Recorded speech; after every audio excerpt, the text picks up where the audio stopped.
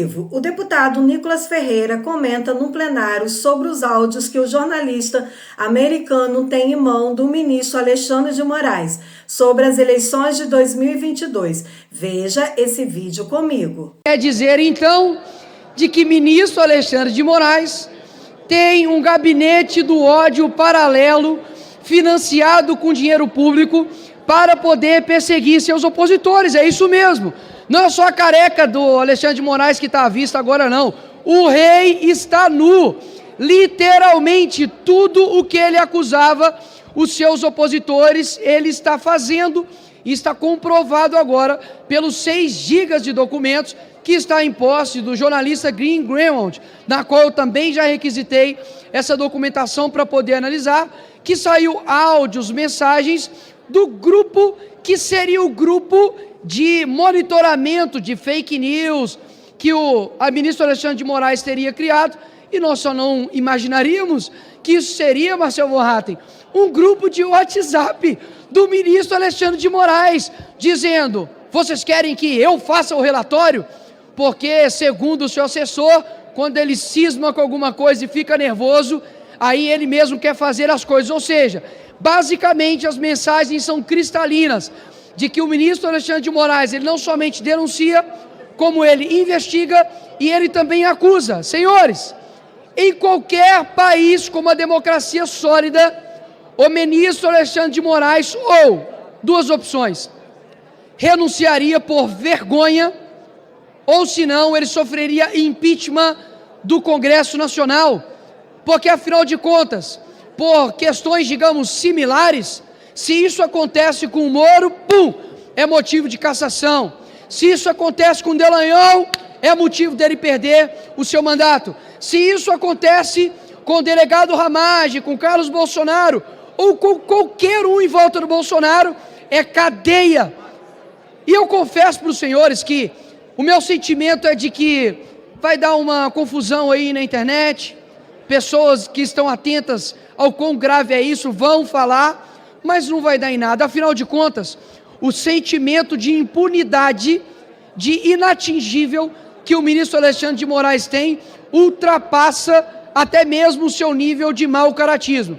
Afinal de contas, o ministro Alexandre de Moraes, a partir da data de hoje, mais do que nunca, precisa se tornar suspeito em qualquer processo que envolva pessoas de direita, bolsonaristas, do dia 8 de janeiro, com relação à anistia. Afinal de contas, já se demonstrou que ele fazia os relatórios. Ele basicamente dizia que existia uma inteligência que recebia denúncias e, a partir dessas denúncias, o relatório dele ia lá e multava, pedia prisão, para as pessoas que são opositores a ele. Só que essas denúncias, como mostram os prints, eram feitas por ele mesmo. Brasil, isso é motivo da caída do ministro Alexandre de Moraes.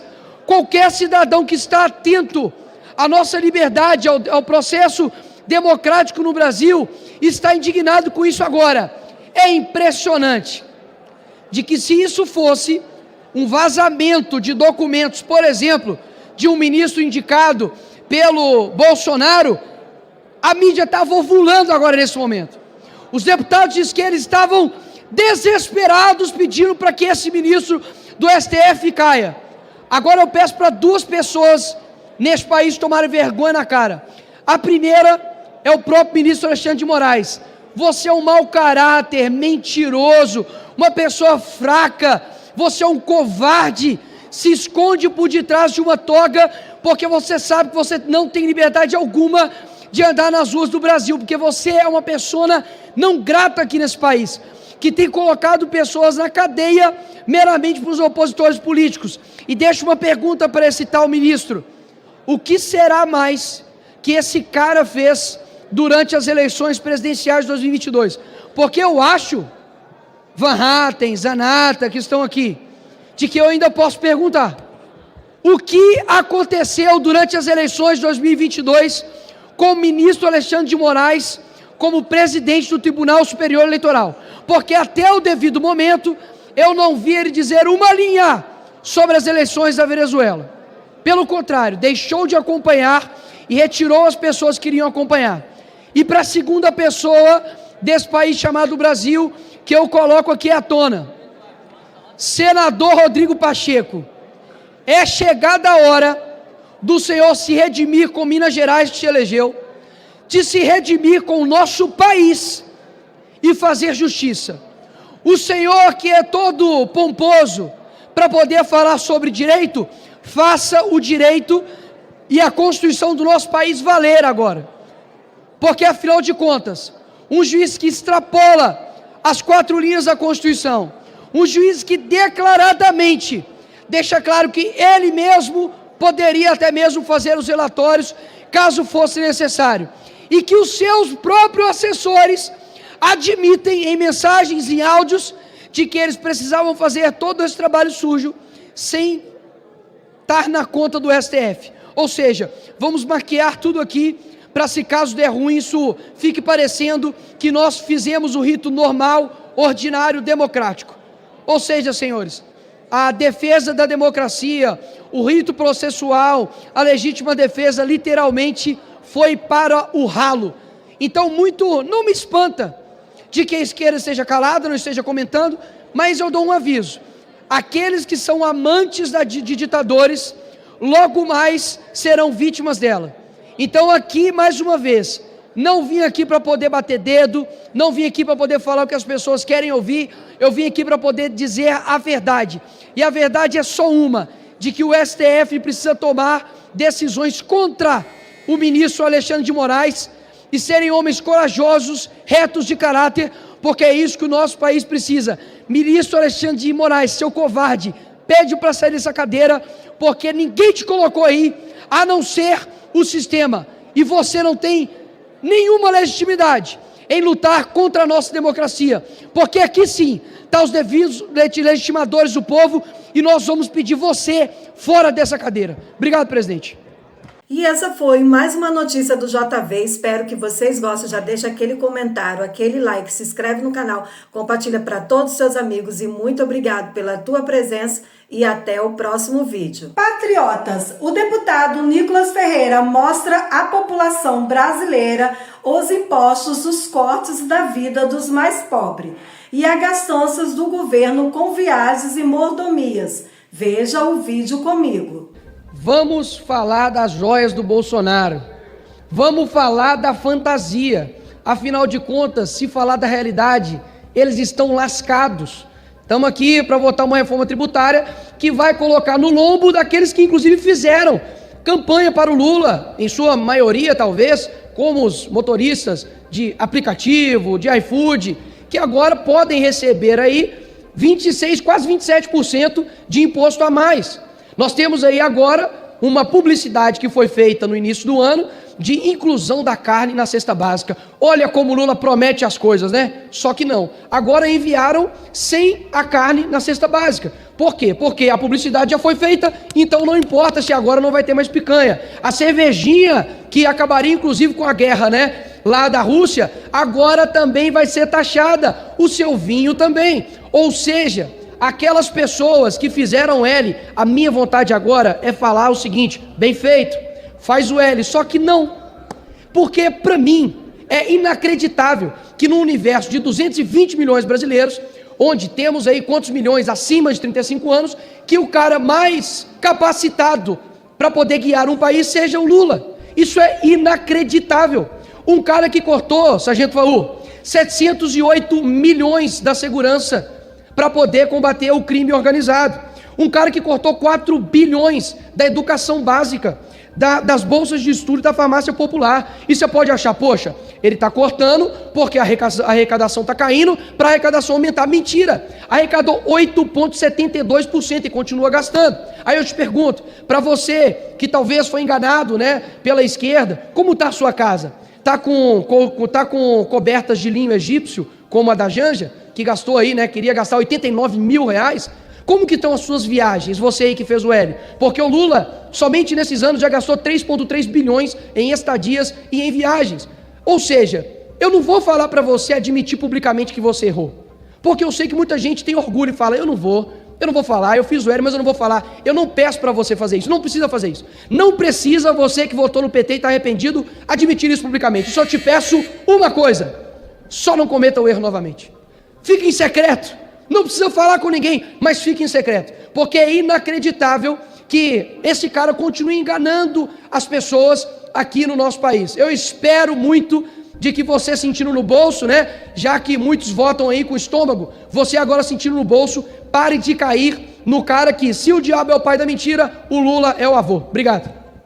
Brasil. O senador Marcos Rogério, da ala da direita, diz que o Brasil, nas mãos do PT, do Lula, está levando o país a passos largos para uma recessão histórica. Brasil. O negócio é gastar. Não importa se tem orçamento. Se não tem orçamento, arranque do lombo do trabalhador, do empresariado, daquele que produz e gera emprego neste país. Vivemos, senhor presidente, vivemos um verdadeiro negacionismo fiscal nesse governo. Esse é o jeitinho Lula de governar. O governo tenta pegar atalhos para camuflar os dados fiscais. Manobra para conseguir transmitir uma imagem de equilíbrio, mas a conta não fecha.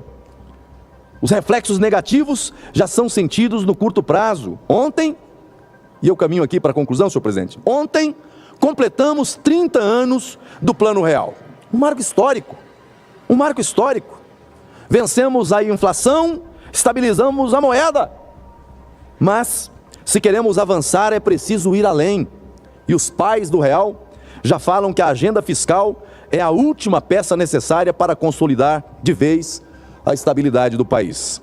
É preciso, portanto, rever gastos, diminuir o peso da máquina pública, diminuir o custo Brasil. Não há outro caminho. Para concluir, estamos diante de uma gestão que gasta demais e gasta mal.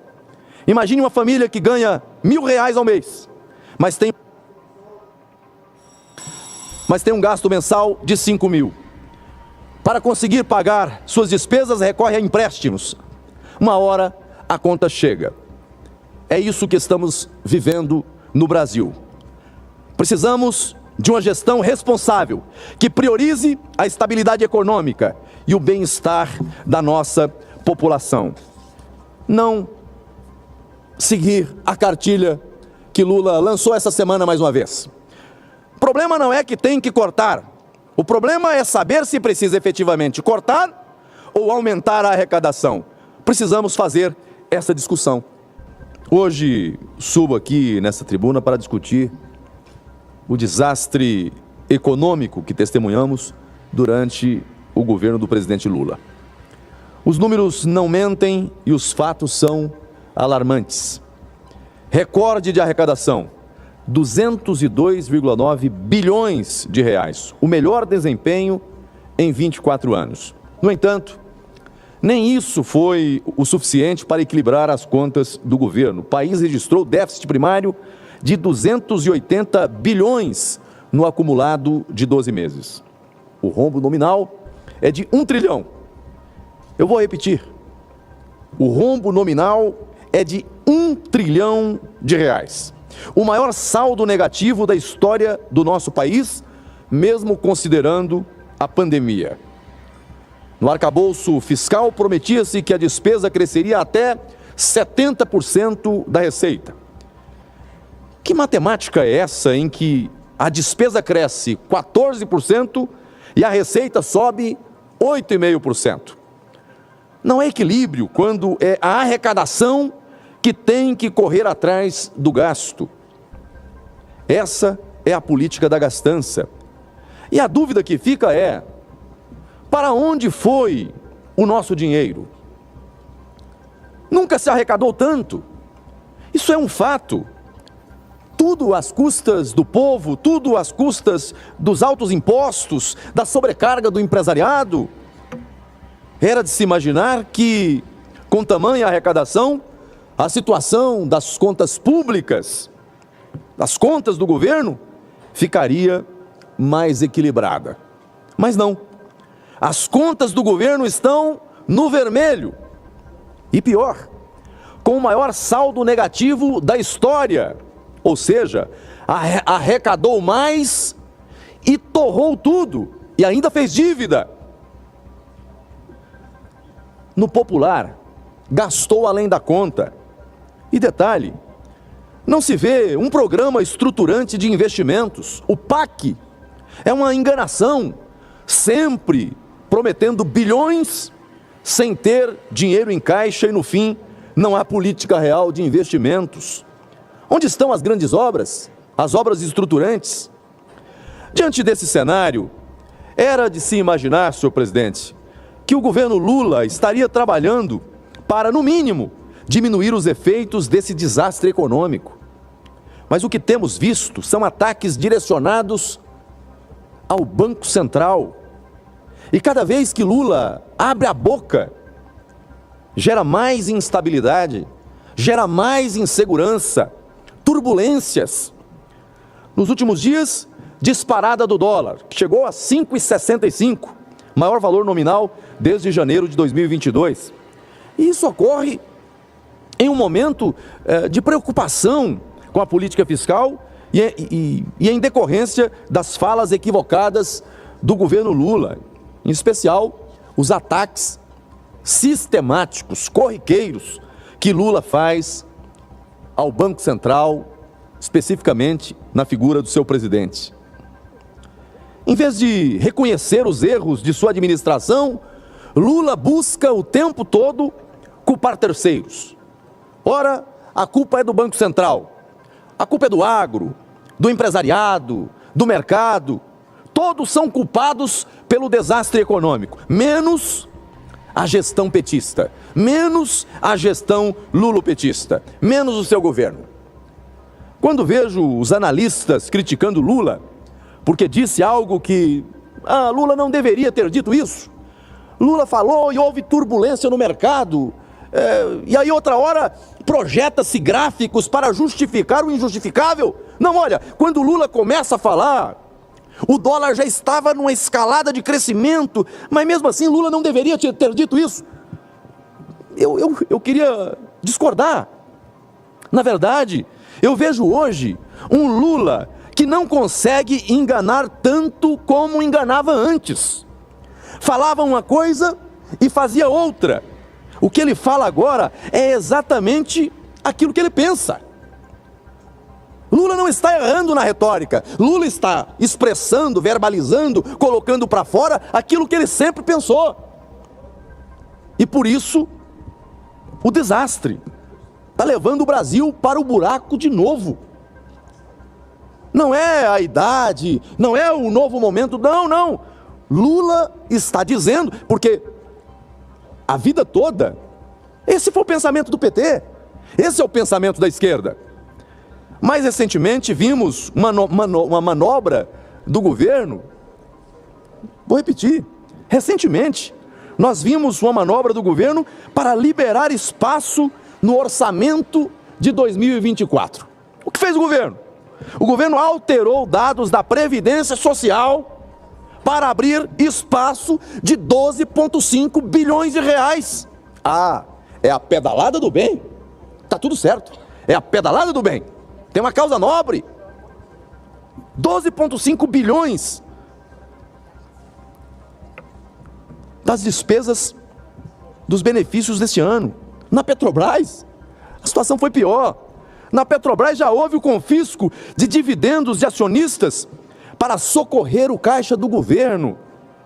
Aporte de 20 bilhões de reais.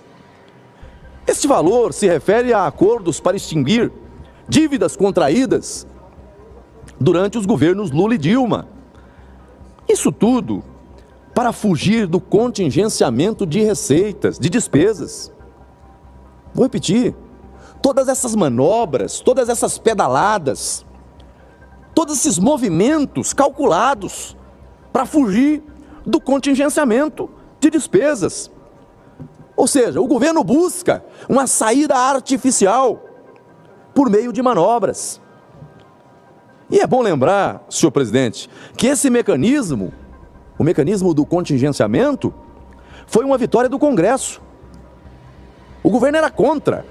O governo não queria, nunca quis. a obrigatoriedade do contingenciamento de gastos no arcabouço fiscal. Foi o Congresso que impôs.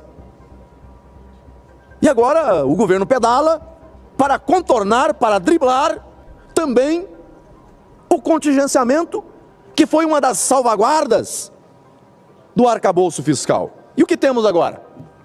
Agora temos déficit de 30 bilhões, contando apenas os 5 primeiros meses do ano. Eu podia falar do déficit só de maio agora, mas eu vou falar do alongado, porque só o de maio chegou à casa de 61 bilhões. Quando comparado nos 5 primeiros meses, você tem o acúmulo de 30 bilhões, com ali o equilíbrio. Mas um déficit de 30 bi. A instituição fiscal independente do Senado prevê um déficit de 70 bilhões, com contingenciamento de pelo menos 37 bilhões. Ainda assim, o governo promete cada vez mais gastos com a multiplicação de PACs. Patriota, você está no canal JV Notícia. Espero que vocês gostaram dessa notícia. Já deixa o like, se inscreve no canal e muito obrigado pela tua presença e até o próximo vídeo.